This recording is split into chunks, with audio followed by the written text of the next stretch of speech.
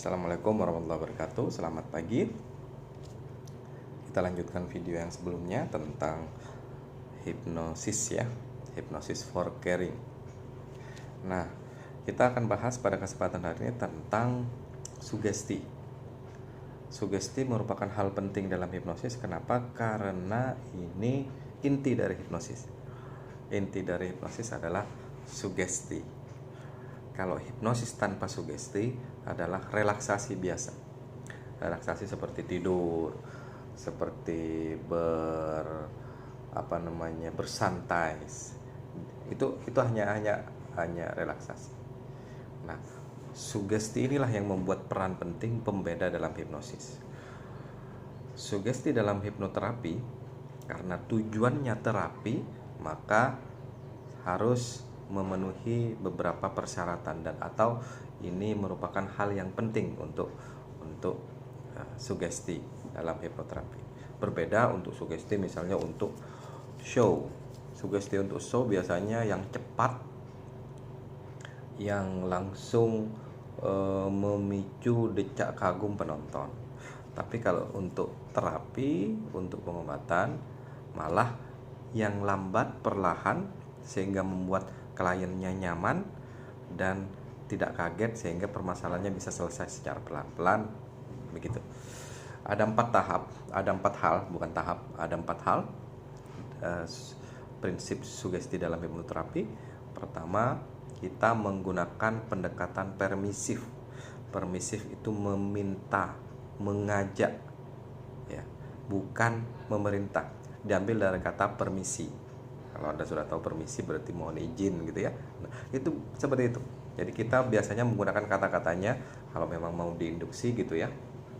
Atau pada saat di hipnosis juga, maka izinkan saya memandu Anda untuk memasuki alam bawah sadar. Izinkan saya memandu Anda untuk menjadi lebih rileks. Kata-katanya yang mirip-mirip seperti itu. Jangan langsung ikuti kata-kata saya. Gitu ya. Kalau yang seperti itu namanya authoritarian, otoriter. Nah, kalau otoriter atau authoritarian biasanya hanya cocok untuk klien yang kastanya di bawahnya, guru kepada murid, atasan kepada bawahan. Biasanya yang kebalikannya ke atasnya itu nggak cocok. Misalnya seperti murid mau menghipnosis guru, seorang karyawan mau menghipnosis bosnya. Nah, itu malah nggak bisa kalau yang authoritarian. Tapi kalau yang permisif bisa fleksibel, kemanapun bisa. Itu ya.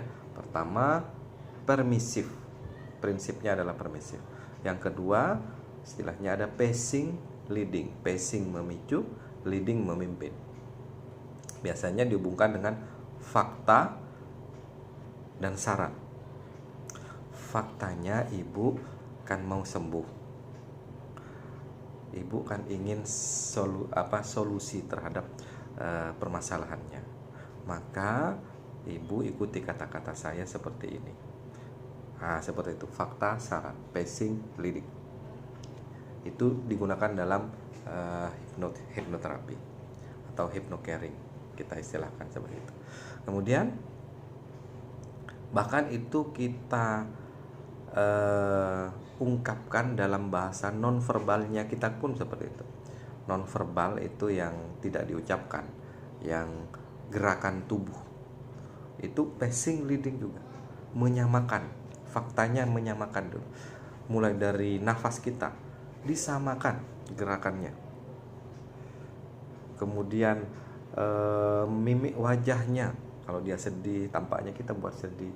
Kalau dia memegang sesuatu karena itu gerakan, misalnya tiba-tiba pegang kepala, selang beberapa detik kita pegang juga kepalanya. Tapi dari sisi yang berbeda. Kalau dia pegang kanan, maka kita yang kiri.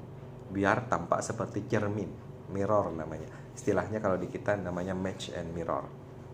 Disamakan dan dibuat seperti cermin. Tujuannya apa? Sama dengan pacing leading, membuat fakta bahwa kita itu sama dengan Anda.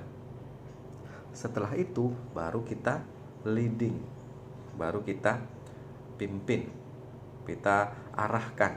Arahkan kemana? Sesuai dengan keinginan klien, sesuai dengan keinginan kita, yaitu untuk menyelesaikan solusi, menyelesaikan masalah, memberikan solusi. Begitu. Yang ketiga adalah repetisi, pengulangan. Jadi diulang. Kata-kata itu perlu diulang. Hipnosis itu perlu diulang. Tidak ada hipnosis langsung selesai dalam 1 kali waktu masalahnya, gitu ya. Jarang, sangat jarang. Jangan menganggap bahwa hipnosis itu seperti magic, seperti sihir, menyelesaikan permasalahan dalam jentikan jari, misalnya gitu. Enggak bisa seperti itu. Kemudian yang keempat adalah gunakan bahasa klien. Client language preference. Artinya menggunakan bahasanya klien. Kalau kata kliennya itu kata-katanya biasanya ada. Misalnya saja ya, orang yang auditoris, pendengaran, lebih banyak menggunakan pendengaran, biasanya dia menggunakan kata-katanya saya dengar, dengar, pokoknya yang berhubungan dengan pendengaran, suara gitu ya. Maka menggunakan bahasa-bahasa kayak gitu. Anda harus sudah mulai terbiasa mengerti model gaya bicara orang yang kamu ajak bicara. Pasti ada polanya, pasti ada kata-kata yang menonjol di situ, maka itu ikuti. Menggunakan bahasa klien, itu ya. Jadi prinsip utama dalam sugesti, dalam hipnoterapi, hypnocaring itu 4. Permisif, passing leading, repetisi, gunakan bahasa klien. Nah, gitu. Sekarang ada tambahannya, itu yang utama. Kemudian yang sering digunakan, ini yang sering digunakan saat mensugesti itu kadangkala tidak cocok dengan model A, bisa digunakan model B. Misalnya begini, kalau dalam orang tertentu, seorang klien, biasanya misalnya kliennya itu merasa inferior, kadangkala kalau dia menggunakan permisif, minta izin, dia merasa tidak nyaman. Nah, gitu ya, izinkan saya, itu dia merasa tidak nyaman. Kadangkala ada yang seperti itu. Kalau memang kayak gitu, maka gunakan authoritarian. Langsung, kalau authoritarian atau otoriter, maka kata-katanya langsung, kata-katanya memerintah. Bagi Anda yang saya sentuh pundaknya, saya akan menghitung mundur dari 10 ke 1, hitungan ke 1 tidur, misalnya begitu. Itu namanya otoriter. Kalau yang permisif, izinkan saya memandu Anda untuk memasuki alam bawah sadar. Nanti saya akan pandu Anda memasuki kondisi yang lebih rileks. Misalnya seperti itu kata-katanya. Tahu kan ya bedanya ya? Tapi kalau secara umum pakai permisif dulu. Kemudian ternyata ada kendala, baru gunakan authoritarian. Itu namanya teknik kombinasi ya. Dan ada juga pembiasaan. Biasanya orang yang dihipnosis pertama kali masih susah, karena dia tidak tahu, dia takut, dia punya kendala fokus misalnya gitu ya. Itu dengan pembiasaan itu, maka akan seiring waktu akan lebih nyaman dan lebih mudah untuk dihipnosis. Pembiasaan paling gampang biasanya kita tes, suggestibility test misalnya, akan dijelaskan pada video selanjutnya. Misalnya dia mau disuruh relax, saya coba ya Bu, kita pandu untuk relax. Ini masih belum memasuki hipnosis ya Bu, ini masih relax, kita jelaskan. Saya akan minta Anda untuk relax, saya akan menghitung dari 10 ke 1, nanti hitungan ke 1 relax ya Bu ya. Nah, misalnya begitu. Itu pembiasaan, training. Ingat juga, hipnosis itu selalu dilakukan sukarela, volunteer, sukarela. Kalau dipaksa, maka gagalnya itu lebih besar kemungkinannya daripada suksesnya. Ada seorang ibu membawa anaknya yang sedang masalah, dan yang mau dihipnosis anaknya, ibunya yang membawa. Sebenarnya anaknya nggak mau dihipnosis. Nah, itu susah gitu ya. Jadi target pertama untuk kasus yang seperti itu adalah membujuk si anak dulu.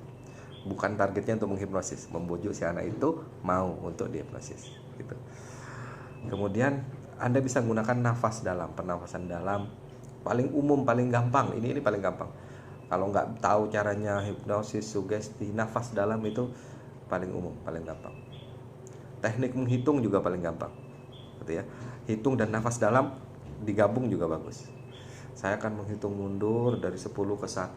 Setiap hitungan maka semakin Anda akan ngantuk, dan Anda akan menarik nafas sesuai dengan irama Anda. Kita mulai tarik nafas, misal gitu ya. Tahan sebentar, rasakan, rileks, lalu hembuskan nafas dalam ya, dan kemudian dihitung mundur. Nah, gitu ya. Kemudian Anda juga bisa menggunakan sugesti-sugesti yang lain. Sugesti ini yang verbal ya. Sugesti non verbal juga bisa gunakan. Misalnya dengan gerakan tubuh. Paling umum adalah tangan. Anda juga bisa menggunakan benda yang lain. Secara alamiah, mata seseorang itu akan mengikuti benda yang bergerak di depannya. Kalau Anda menggunakan jari, maka sebenarnya Anda lagi memerintah untuk mata klien itu untuk mengikuti jari. Kalau dia masih kurang fokus, maka gunakan bahasa nonverbal. Itu bisa digunakan. Anda bisa menggunakan bandul yang biasanya yang sering dihubungkan dengan hipnosis adalah bandul. Anda bisa gunakan itu. Saya kira itu saja untuk sugesti dalam hipnoterapi. Sampai ketemu di video selanjutnya. Assalamualaikum warahmatullahi wabarakatuh.